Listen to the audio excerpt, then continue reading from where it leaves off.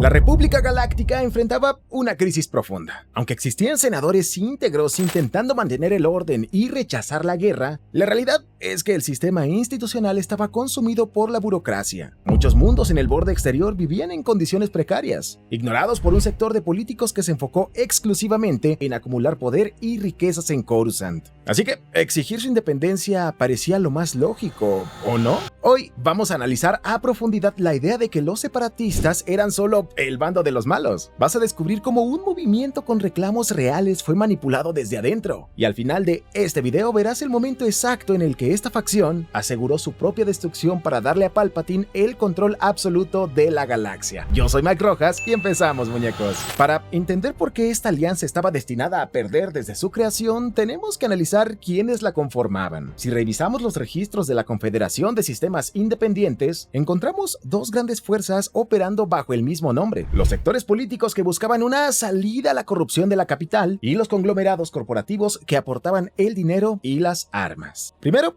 hablemos de los idealistas. La representante principal de este grupo era Mina Bonteri. Ella era una senadora pacifista de la Confederación, antigua amiga y mentora de Padme Amidala en Naboo, que impulsó desde la capital en Raxus una propuesta para encontrar una salida diplomática. Ella daba voz a los ciudadanos de distintos sectores que exigían orden, seguridad y un gobierno funcional. Ella y los otros políticos con visiones similares formaron el Congreso Separatista. La motivación central de los líderes en ese consejo era lograr una secesión legal del gobierno central. Su objetivo era administrar sus propios recursos, establecer sus propias leyes comerciales y dejar de vivir bajo un sistema que consideraban ineficiente. El problema es que los discursos en un estrado y las votaciones pacíficas no bastaban para sostener un frente de ese tamaño. La estructura militar de la Confederación dependía de créditos y activos entregados por grupos comerciales inmensamente ricos. Ahí entra la segunda fuerza del movimiento. Y aquí tenemos que hablar de Nute Gunray. Él era el virrey de la Federación de Comercio, una organización corporativa masiva con representación directa en Coruscant y nexos con Darth Sidious desde mucho antes de la guerra. Su motivación era el monopolio, el dinero. Junto a los líderes de otras corporaciones, querían operar con el menor control posible y multiplicar sus ganancias al máximo. Tenemos dos posturas con motivaciones totalmente dispares. Los políticos en Raxus tenían respaldo social, pero carecían de un ejército. En cambio, los corporativos tenían el dinero, pero carecían de legitimidad moral. Y aquí apareció el que unificó a estos dos grupos, el Conde Dooku. Él presidía el Congreso a distancia mediante transmisiones, posicionándose como el líder político de la Confederación, y entendió la situación. Necesitaba la influencia de ambos bandos para ejecutar el plan de Palpatine y organizar una guerra a gran escala. En la medida en que figuras pacifistas daban una cara política legítima a la alianza, varios sistemas y gobernadores locales creyeron en la causa y se unieron a los secesionistas. Dooku utilizó las quejas reales de la gente para ganar simpatía. Al mismo tiempo, negociaba en la sombra con Gunray y los demás. Les prometió control para sus intereses sin intervención de la capital. A cambio, estas organizaciones entregaron fondos masivos y financiaron la construcción de los ejércitos droide.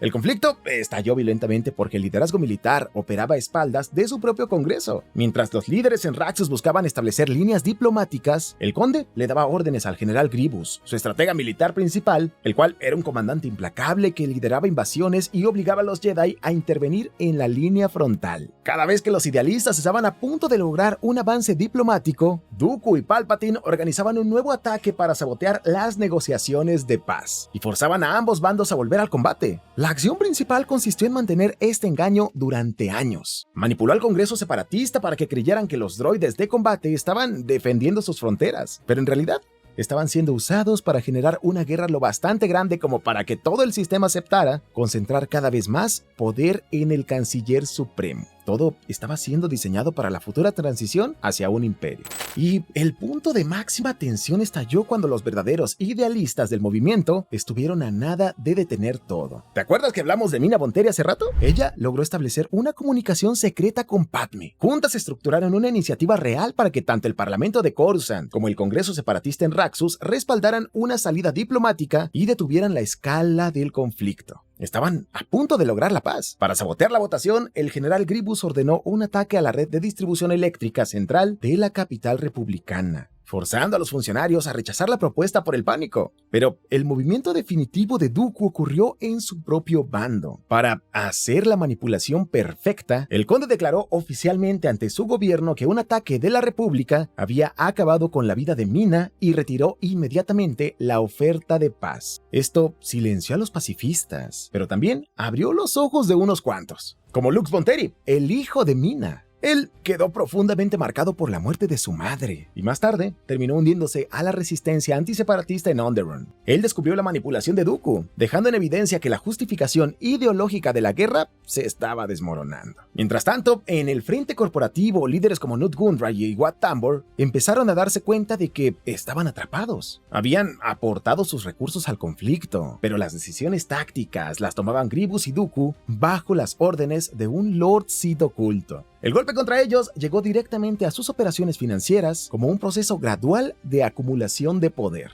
El Congreso Central abrió la puerta a la desregulación para seguir financiando el conflicto, debatiendo la eliminación de la supervisión sobre el clan bancario. Palpatine aprovechó esta crisis institucional para ir absorbiendo progresivamente el control total de la entidad financiera, bajo el argumento de mantener la estabilidad galáctica. El movimiento colapsó desde adentro. Los políticos genuinos estaban marginados y los empresarios se quedaron atados a un ejército de droides que ya no podían dirigir, encajados en un conflicto perfectamente diseñado por Sidious. Pero antes de continuar, me gustaría decirte que si te está gustando este contenido, te agradecería un montón que le dieras like a este video y por supuesto te suscribieras al canal. Es totalmente gratis y te quita una fracción de tiempo. Ahora bien, si quieres apoyarme aún más, puedes hacerlo a través de la función Hypear. Esto nos sirve para que el algoritmo de YouTube nos trate bonito y puedes hacerlo hasta 3 veces la primera semana de publicación de este video. Lo único que tienes que hacer es deslizar a un costado los comentarios y ahí vas a encontrar el botón Hypear. Pero déjame preguntarte, ¿ya me sigues en mi Instagram? Me encuentras como @MikeRojas,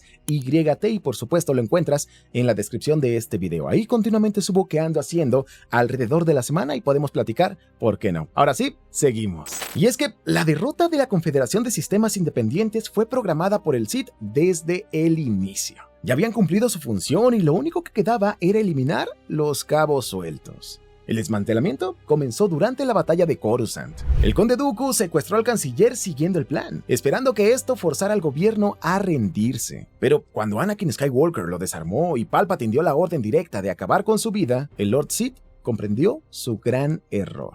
Entendió que nunca fue el verdadero socio para dominar la galaxia, más bien era una herramienta, pues su ejecución dejó a la alianza sin su líder político principal. Con esto, el mando quedó en manos de Grievous, pero él no tenía ninguna función diplomática. El Congreso separatista quedó a la deriva y los líderes corporativos entraron en pánico. Sidious aprovechó esto y empujó a los magnates a refugiarse en Mustafar, esto para aislarlos completamente. Cuando Obi-Wan Kenobi eliminó al general en Utapau días después, el ejército de droides se quedó sin comandante supremo. Los corporativos quedaron atrapados en un planeta volcánico, sin líder político, sin mando militar y dependiendo totalmente de las transmisiones del Sith. Ahí esperaban la recompensa por sus servicios. Palpatine les había hecho creer que la victoria estaba cerca y que recibirían su premio en el nuevo régimen. La llegada de la nave de Anakin, ahora convertida en Darth Vader, les hizo pensar que era un emisario para concretar los acuerdos de paz. Pero él no aterrizó para negociar. Entró a la sala de mando y bloqueó las puertas de seguridad. Todo fue rápido y metódico y así los eliminó. El engaño quedó expuesto en sus últimos segundos de vida. Los magnates que financiaban el conflicto terminaron masacrados. Y esto representó el colapso físico y definitivo del alto mando separatista. Y sin líderes políticos ni comandantes militares, la guerra terminó por una caída estratégica absoluta. Al final, lo que queda de las guerras clon es tragedia. La parte más melancólica de los separatistas no es cuando cayeron sus líderes, sino la de millones de ciudadanos comunes en el borde exterior que genuinamente creyeron que estaban luchando por un futuro mejor para sus familias. Imagina vivir en un lugar olvidado, ver durante décadas cómo la corrupción se traga los recursos, dejándote prácticamente en la miseria. Y de pronto un movimiento te ofrece la oportunidad de ser libre. Pues hubo personas que apoyaron esta causa con esperanza real. Vieron perecer a sus representantes, sufrieron bombardeos de sus ciudades y soportaron el peso de un enfrentamiento armado, creyendo firmemente que al final tendrían un gobierno justo. Pero nadie les dijo que su rebelión estaba diseñada desde el principio para fracasar.